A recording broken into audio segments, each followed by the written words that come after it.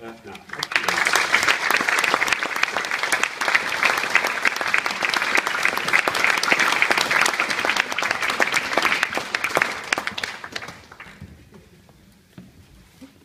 Carmen, can I begin with you? You made your Royal Opera House debut as Mimi in our film. I cannot think of a single role that could be more different.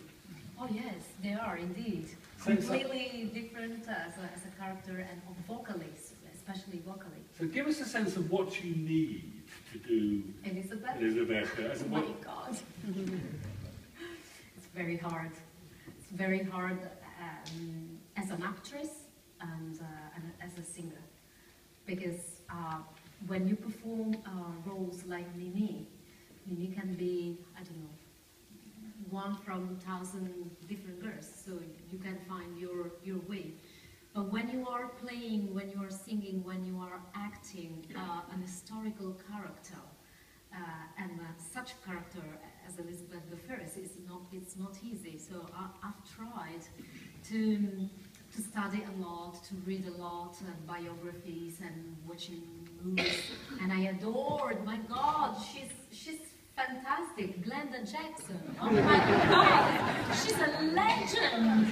She is. So I was trying to take something from there, and also vocally is very demanding. It's such a demanding role because the range where you are singing is very big, it's very large, and I'm singing from a low A to a high D, so it's really quite complicated and with a lot of coloratura, which you don't find in Bohème. It's very soft music, and she's, oh my God, she's hysterical.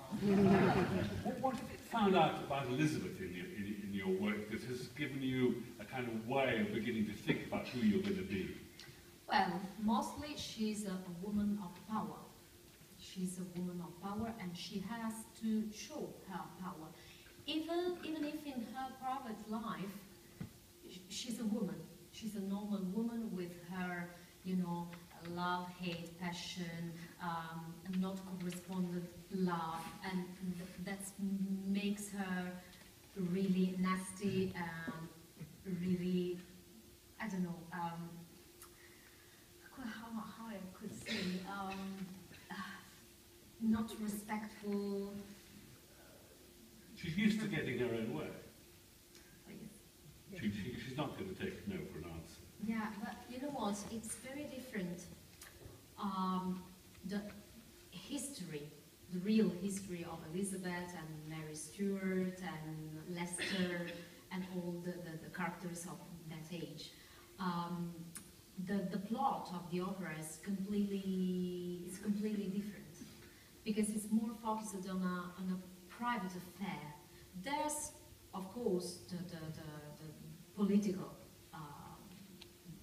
situation, but it's more focused on the triangle, the two ladies and a man, and both of them, in love with Leicester, and the Queen Elizabeth, she's in love with Leicester, but he's faithful to Mary, and he wouldn't, give his love to her. So this makes her, also to make the decision to kill her. She doesn't want, because in the plot of the opera, she's half sister. They say she's Mary, she's half sister of Elizabeth. So it's really hard even to think to kill somebody from your own family. It's something that she doesn't want to do. She's always on the point of, no, I cannot sign to condemn to death. It's really hard, but she does.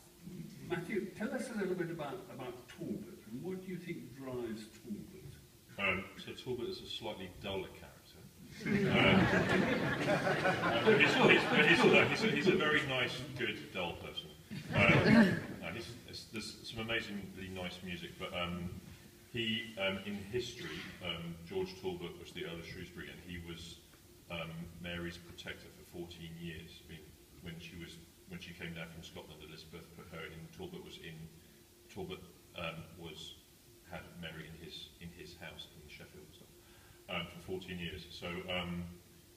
So what in the opera is kind of different from history. I mean, in history he was officially looking time they were much more of a pair, and he was there to help her. And I mean, at the beginning of the opera, he starts going to Elizabeth and saying, "Come on, how about Mary? Let's let her go."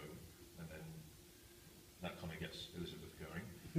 He then goes to Leicester, trying to get Leicester to persuade. Persuade Leicester to go and free Mary, and that ends up with a very beautiful scene, the penultimate scene actually before the amazing prayer before Mary's death. There's a scene between Talbot and Mary.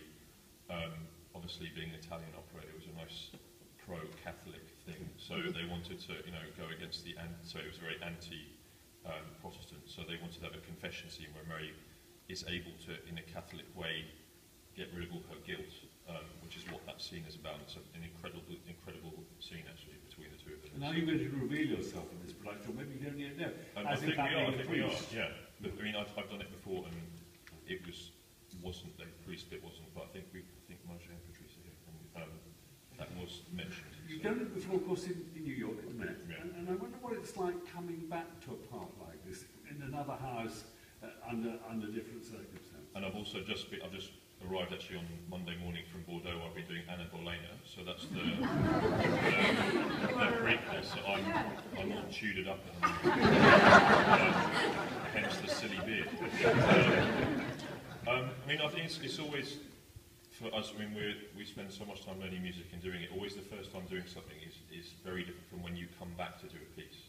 So just to have it in your body and have it, without even thinking about it for 18 months, whatever, it's been in there and it's kind of doing different things, and you kind of find the singing's actually easier somehow without even thinking about it. And, but it's also great to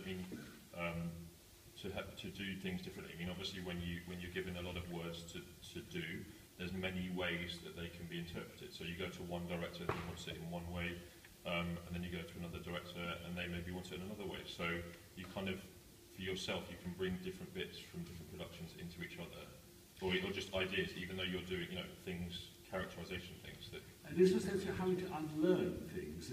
No, it's not unlearning. It's just doing things differently. I mean, you have these words and you know what they mean, and words can mean different things, can't they? So you're just doing things in a different way, and hopefully we will have the capability to do that. That's that kind of what makes our job very interesting, is being able to do the same thing in many, many different ways. I mean, that's basically what we do, isn't it? Sarah was reminding us at the very beginning of this evening, in a way, the one thing everybody remembers about this opera is, of course, the confrontation between Elizabeth and Mary, and that terrible phrase, "vile bastard woman." Vil bastarda. And I wonder, what is it, from your point of view, that makes this duet between the two queens so compelling a piece of theatre, music theatre? Well, it depends, of course, on the singers as well. But I have to tell you, because this week I was singing the same opera in Berlin at the Deutsche Oper, but in a concert version. And it was the first time of me singing alongside Joyce. So we didn't do so many rehearsals. I mean, it was just music rehearsals. So we were improvising on stage to have a kind of acting. And it was a surprise for myself and a surprise for herself as well, because there was fire! It was complete fire.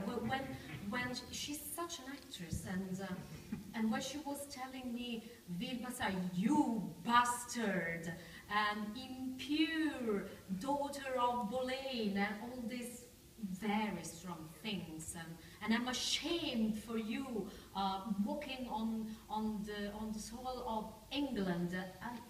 I was feeling so much inside me, such an anger.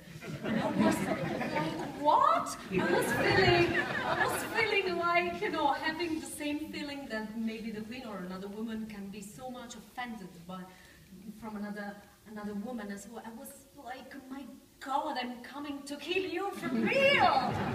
So I'm to the prison! Is the contest, I mean, apart from being a political contest between two people who clearly are pushing each other further, is it actually also a vocal competition? I mean, in a sense, are they competing vocally at that moment in the duet? Well, honestly, I don't think so. There are so many stories, and I know this very well, because this opera, Maria Stuarda, was written for for Teatro di San Carlo in Naples by Donizetti. And so the premiere had to be there at Teatro San Carlo. But during the dress rehearsals, the two ladies started to fight for real. They were beating each other, like punching and lots of things, and they had to interrupt the opera. And they couldn't go on, so they just suspended the performances there. And for the first time, it was the next year in Milan at La Scala. So it can be a kind of competition, a fight between the two ladies, the two leading ladies. But in this case, we are such different artists, Joyce and I. She's a mezzo, I'm a soprano, so nothing in common. I'm not stealing anything to her, she's not stealing anything to me. It's fine, we are very good friends, and I'm very, very happy to work with her. I think Donizetti tells us musically wins. Of course, Maria is winning, because she's the title role. So it's not, she's the first lady, I'm the second lady. Both of you have spent a proportion of your career singing bel canto. We've talked a little bit about bel canto. How do you understand the pleasure of singing bel canto? Question for both of you, but let's start with you, Carmen. What is the pleasure of this style of singing? I have done a lot of bel canto. I've worked a lot and recorded a lot with Opera Rara, which is based here in London. So I've done many operas by Bellini, Donizetti, Rossini. It's a complete different style if we compare it with Puccini or Verdi, for instance. Verdi is in the middle, let's say. It's something new from the past and something that has to happen later with Puccini and all the Verismo. You can express very well the feelings, but also enjoy this beautiful music, bel canto. It means beautiful music, beautiful singing, and I like very much to make ornaments because they are part of your personal singing. So you can invent, you can. It's not a kind of to rewrite the music, but in a way you can put also what you like in that kind of music. So you have more freedom, let's say, to convey the music to what is good for your voice. Matthew, is that for you one of the pleasures, that the singer is allowed a degree of authorship of the music in a way that would not perhaps be the same after the end of bel canto? So this is an interesting question, because I've just done Anna Bolena, which is Henry is a much more powerful force in the opera, and he has many more lines where you can interpret. But I actually think that if you just do what's on the page, sorry, this is slightly controversial in this modern age, but I mean, for Henry, I just wanted to do exactly what was on the page and sort of not change notes too much and do all the notation that was written. I mean, Donizetti's a much better composer than me, I think. So I kind of really went with him and really trusted in what was written without really messing about too much and without slowing down too much. And I really enjoyed that. I mean, I don't think I added anything, actually. Maybe I just did exactly what was written in the whole page, but that's just a different part. With bases and varieties. Who wants to listen? I was going, you know, that's... it doesn't look good to begin with. The point is what it does do, it reminds us that the singer has choices. I mean, you choose to simply follow what Donizetti has written, but equally others may not. In other words, when you listen to the recordings of the 70s and 80s of these pieces where they cut them to bits and did basically whatever they wanted, and actually I think if you just stick with what's written and do everything, it's amazing. That's what the really amazing music is. Donizetti was a great composer, and if you really respect the music and what he wrote and do it to your utmost ability, then I think that sells the music better than chopping it up and kind of selling something else that isn't Donizetti. I mean, well, we are not Catholic. No, but I'm just saying, but in the past when they did a lot. Yeah, you have to find the right compromise, I think. What is also clear is that the words, I mean, this was perfectly clear from what we just said, the words matter hugely. The text matters. Indeed, you could argue that bel canto actually grows from the supremacy of words over music. You go all the way back in grand academic way. But the words really matter, don't they? And they have to be got across. Yes. And this is an unbelievably dramatic piece. You know, you have moments of great beauty and lots of wonderful singing, but at the end of the day, it's an unbelievably powerfully dramatic piece. say a word before we let you go, Matthew, about what for many people is the most powerful moment in this opera after the confrontation, which is Mary's confession. I mean, there's extraordinary emotional weight that sometimes comes as a surprise, I think, to people at that moment. Sure.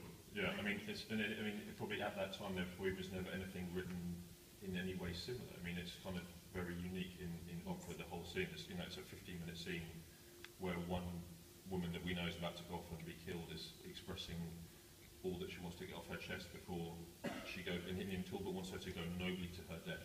This is what they know she's going to die, and they want her to do it absolutely right in the way that she wants to do it, which is the Catholic way. So, yeah, I mean, it's especially in this country, the Protestant country. Maybe it's more shocking for us. I don't know. And how demanding is it for the two singers? It's much more demanding for her. That's for sure. I mean, it's being very precise and just. I find bel canto, it's a real challenge. I mean, maybe as a non-Italian singer, it's a real challenge to sing bel canto music because you have to be everything has to be exactly right. And you're thinking 100% of the time of how you're doing everything and how it all should be, how it all should sound. And it's a really tough thing. We do lots of other things that maybe are more dramatically, or they're different anyway. But this is really about the singing has to be exactly the way it has to be. So that's very challenging. You both wonderfully whet our appetites for what we're going to see. Thank you both. Sorry. Carmen Giannattasio, thank you.